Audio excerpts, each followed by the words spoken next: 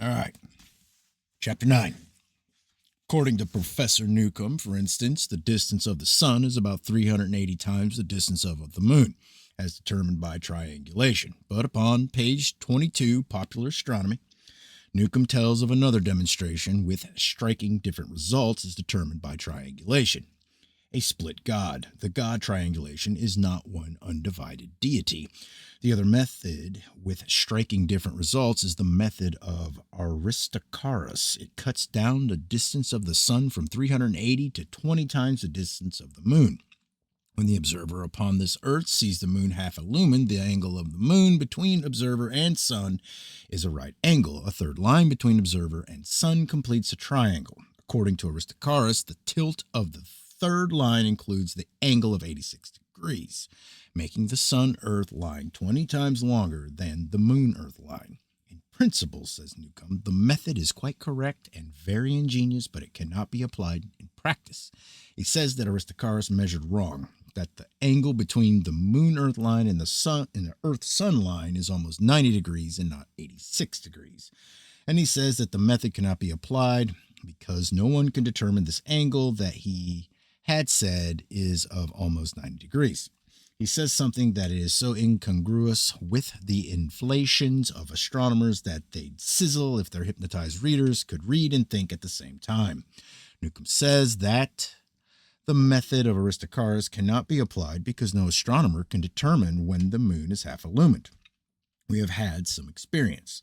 Does anybody who has been through what we've been through suppose that there is a Professor Keeler in the world who would not declare that trigonometrically and spectroscopically and micrometrically he had determined the exact moment and exasperating or delightful decimal of a moment of a self-illumination of the moon?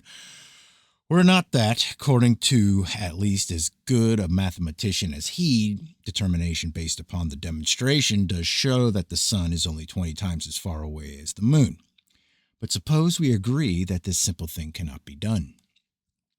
Then instantly we think of some of the extravagant claims with which astronomers have stuffed supine credulities.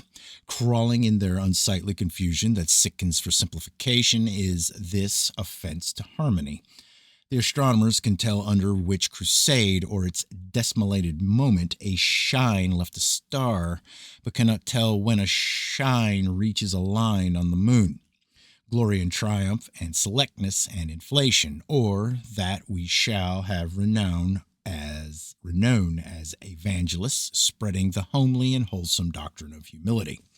Hollis, in Chats on Astronomy, tells us that the diameter of this earth at the equator is 41,851,160 feet. But blessed be the meek, we tell him. In the Observatory, 19-118 is published a determination by the astronomer Brenner of the time of rotation of Venus, as to which other astronomers differ by hundreds of days. According to Brenner, the time is 23 hours, 57 minutes, and 5.5459 seconds. I do note that this special refinement is a little too ethereal for the editor of the Observatory. He hopes to the fourth decimal of a second. However, I do not mean to say that all astronomers are as refined as Brenner. For instance, in the journal BAA 1-382, Edward Holmes perhaps coarsely expresses some views. He says that such exactness as Captain Noble's in writing that the diameter of Neptune is 38,133 miles and that of Uranus is 33,836 miles is bringing science into contempt because very little is known of these planets that, according to Nielsen, these diameters are 27,000 miles and 28,500 miles.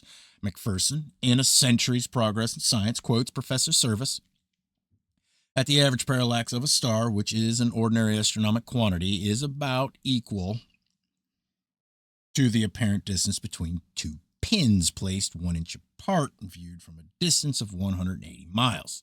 Stick pins in a cushion in New York. Go to Saratoga and look at them. be overwhelmed with the more than human powers of the scientifically anointed, or ask them when shines half the moon.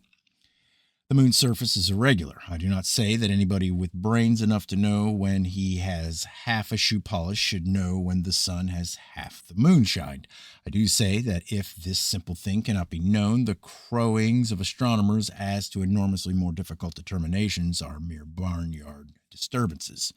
Triangulation that, according to his little priest, straddles orbits and on his apex wears a star, that he's a false colossus, shrinking at the touch of data, back from the stars deflating below the sun and moon, stepping down below the clouds of this earth, so that the different stories that he told to Aristarchus and to Newcomb are the conflicting vain glories of an earth-tide squatter.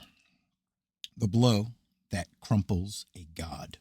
That, by triangulation, there is not an astronomer in the world who can tell the distance of a thing only 5 miles away. Humboldt Cosmos 5-138, height of Mauna Loa 18,410 feet, according to Cook, 16,611, according to Mark Chand, 13,761, according to Wilkes, according to triangulation. In the Scientific American 119-31, a mountain climber calls the editor to account for having written that Mount Everest is 29,002 feet high. He says that in his experience, there is always an error of at least 10% in calculating the height of a mountain, so that all that can be said is that Mount Everest is between 26,100 and 31,900 feet high. The Scientific American 102-183 and 319, Miss Annie Peck cites two measurements of a mountain in India. They differ by 4,000 feet. The most effective way of treating this subject is to find a list of measurements of a mountain's height before the mountain was climbed and compare with the barometric determination when the mountain was climbed. For a list of 8 measurements by triangulation of the height of Mount St. Elias, see Alpine Journal 22-150. They vary from 12,672 to 19,500 feet. D'Abruzzi climbed Mount St. Elias August 1st, 1897. See a paper in the Alpine Journal 19-125. D'Abruzzi, barometric determination, 18,092 feet. Suppose that in measuring by triangulation the distance of anything 5 miles away, the error is, say, 10%. But as to anything 10 miles away, there is no knowing what that error could be. By triangulation, the moon has been found to be 240,000 miles away. It may be 240 or 240 million miles away.